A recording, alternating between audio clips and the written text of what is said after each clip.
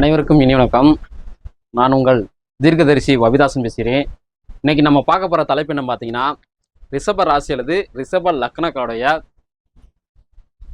இணை பிரியாத ராசி நபர்களையோ அல்லது லக்ன நபர்களையோ திருமணத்தில் இணைத்தால் உண்டாகக்கூடிய நிகழ்வுகள் தான் இந்த வீடியோவில் நம்ம முழுக்க பார்க்க போகிறோம்.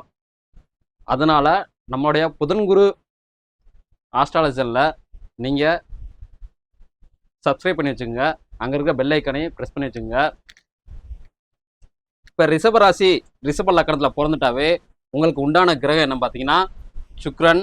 அது எல்லாத்துக்குமே தெரியுமே, நீங்கள் என்ன புதுசாக சொல்கிறீங்க அப்படின்னு கேட்டிங்கன்னா இதுக்கு காரணம் இருக்குது. நீங்கள் எல்லாம் நினச்சிக்கிட்டு இருப்பீங்க சுக்கிரன் 2 வீட்டுக்கு அதிபதி நினச்சிட்டு இருப்பீங்க. அப்படின்னா கிடையவே கிடையாது. சுக்கிரன் ஒரு வீட்டுக்கு மட்டும்தான் அதிபதி. இப்போ ரிஷப ராசி ரிஷபம் ராசி அல்லது லக்னம், சரிங்களா? இந்த வீட்டுக்கு உண்டான கிரகம் என்ன பார்த்தீங்கன்னா சுக்கிரன். இந்த வீட்டுக்கு உண்டான கிரகம் சுக்கிரன். இப்ப இந்த சுக்கிரனுக்கு பார்த்தீங்களா 2 நட்பு, அதாவது 2 பகை கிரகங்கள் இருக்கு. ஒன்று பார்த்தீங்கன்னா நல்லா தெரிஞ்சுங்க. ஒன்று பார்த்தீங்கன்னா குளிகை அல்லது மாந்தி, சரிங்களா? நபர் ஒருத்தர் தான், ஆனால் அந்த நபருக்கு பார்த்தீங்கன்னா 2 பேர் இருக்கு, சரிங்களா? இன்னொருத்தர் யார் பார்த்தீங்கன்னா உங்களுக்கு பகையானவங்க. ஒருத்தர் குளிகை, இன்னொருத்தர் பார்த்தீங்கன்னா சந்திரன்,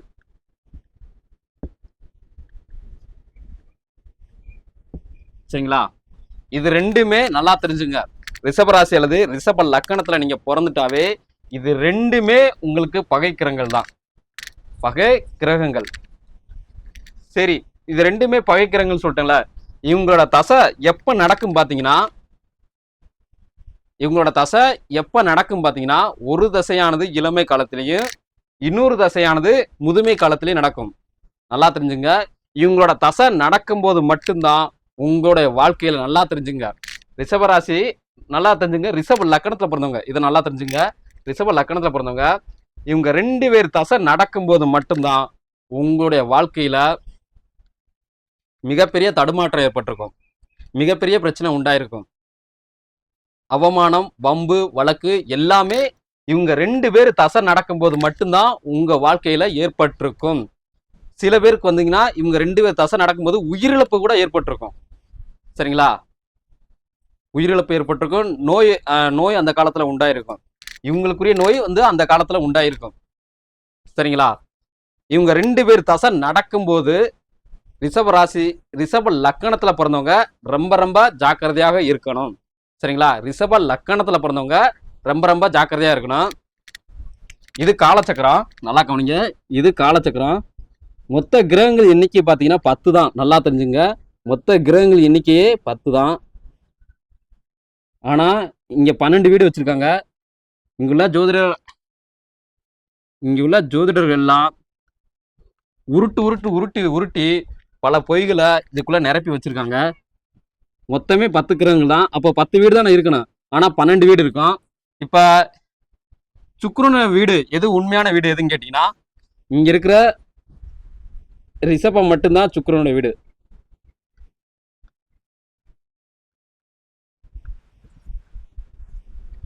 நல்லா தெரிஞ்சுங்க. இங்க இருக்கிற சுக்கிரனுக்கு இன்னொரு வீடு வேற அதிபதியா வரும். அதை நான் இன்னொரு வீடியோ போடல சொல்றேன். சுக்கிரன் இங்க இருக்கிற வீட்டுக்கு அதிபதி, சரிங்களா? சுக்கிரன் இந்த வீட்டுக்கு மட்டும்தான் அதிபதி, இந்த வீட்டுக்கு அதிபதி கிடையவே கிடையாது. நல்லா தெரிஞ்சுங்க. ரிஷபராசி அல்லது ரிஷப லக்கணத்தை போன்ற ஆண்களா இருந்தாலும் சரி, பெண்களா இருந்தாலும் சரி, நல்லா தெரிஞ்சுங்க. ஏன் சொல்றேன்னா அவங்கெல்லாம் ஜோதிடர். நல்லா தெரிஞ்சுங்க. அவங்கெல்லாம் ஜோதிடர். 1000 புத்தகத்தை படிச்சு சும்மா மனப்பணமா உங்கள்கிட்ட ஒப்பிச்சுட்டு போறாங்க. நான் யாருன்னு கேட்டீங்கன்னா தீர்க்கதரிசி. அதனால நான் சொல்றதுக்கும் அவங்க சொல்றதுக்கும் நிறைய வித்தியாசம் இருக்கும். இந்த வீடியோல நீங்க பார்த்தாவே தெரிஞ்சுக்குவீங்க, சரிங்களா? இப்ப இவங்களோட வீடியோ, இந்த பகைக்கிரங்களோட வீடியோ எங்க இருக்குன்னு கேட்டீங்கன்னா நிறைய பேர் நினைச்சிட்டு இருப்பீங்க குளிகைக்கு வீடே இல்லையே, நீங்க எப்படி குளியை சேர்த்திருக்கீங்க அப்படின்னு கேட்டீங்கன்னா அப்படின்னா கிடையவே கிடையாது. ஜோதிடத்துல குளிகைக்கு வீடு இருக்கு. சரிங்களா? ஜோதிடத்துல குளிகைக்கு வீடு இருக்கு. அந்த வீடு என்னன்னு பாத்தீங்கன்னா இதுதான் அந்த வீடு. அதாவது உங்களுக்கு பகை கிரகம். இவங்கெல்லாம் யாருன்னு கேட்டீங்கன்னா பகை.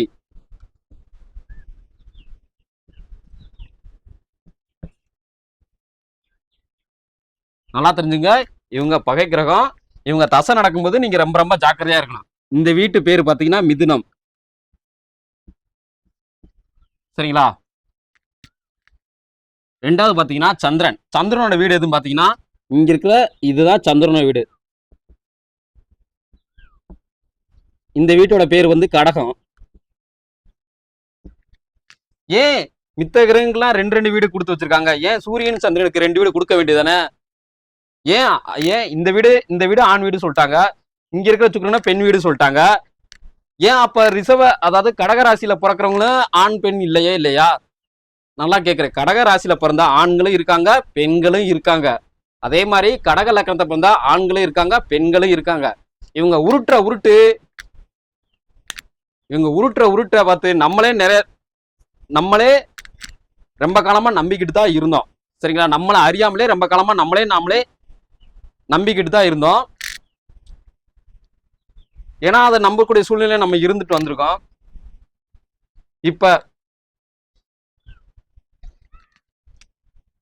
இப்ப பாத்தீங்கன்னா இவங்க 2 பேர்த்தையும் நல்லா தெரிஞ்சுங்க.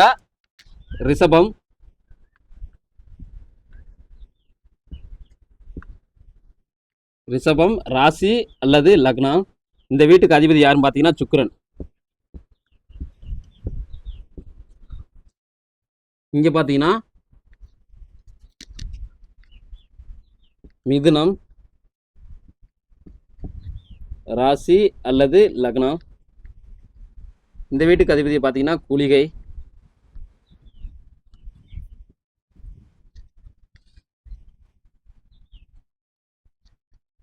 இது கடகம். இது ராசி அல்லது லக்னம்.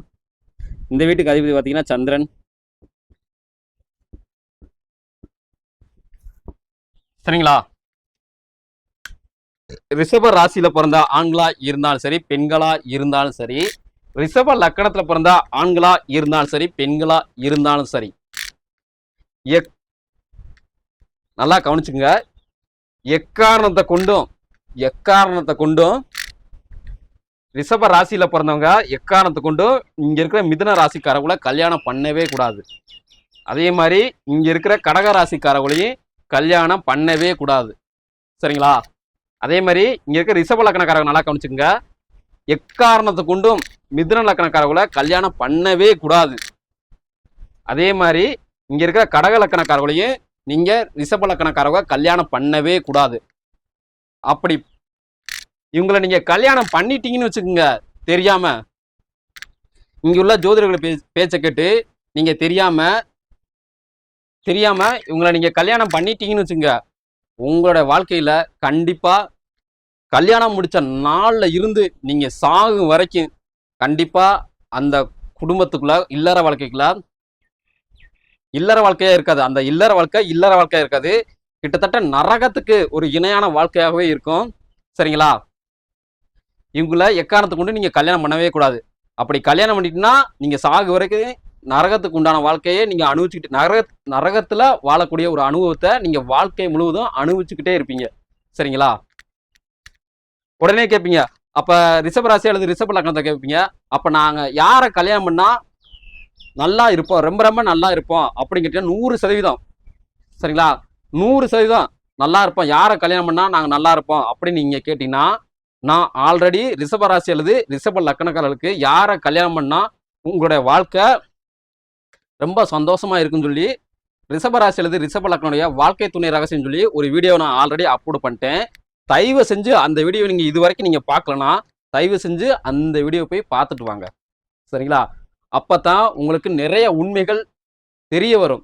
ஜோதிடருக்கு என்ன வித்தியாசம், தீர்க்க தரிசிக்கு என்ன வித்தியாசம்னு அந்த வீடியோ பார்த்தாதான் உங்களுக்கு தெரிய வரும். சரிங்களா? நல்லா தெரிஞ்சுங்க. ரிஷப லக்கணத்துல பிறந்தவங்க இந்த 2 தசை நடக்கும் போதும் ரொம்ப ரொம்ப ஜாக்கிரதையா இருங்க.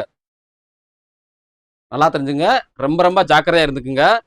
இவங்களை எக்கு தப்பா நீங்க கல்யாணம் பண்ணிட்டீங்கன்னா உங்களோட வாழ்க்கையில சண்டை வரும், சச்சரவு வரும், இல்லீகல் அஃபைர் வரும்.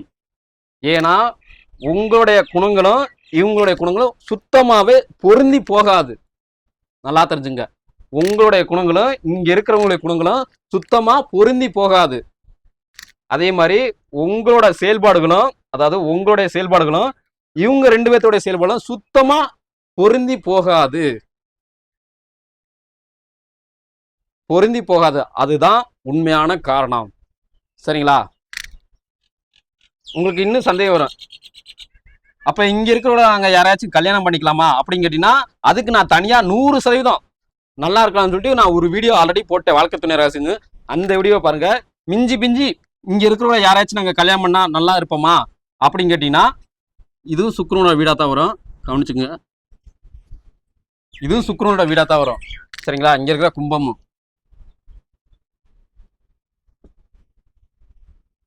இங்க இருக்க கும்பமும் சுக்கிரனோட வீடா தான் வரும்.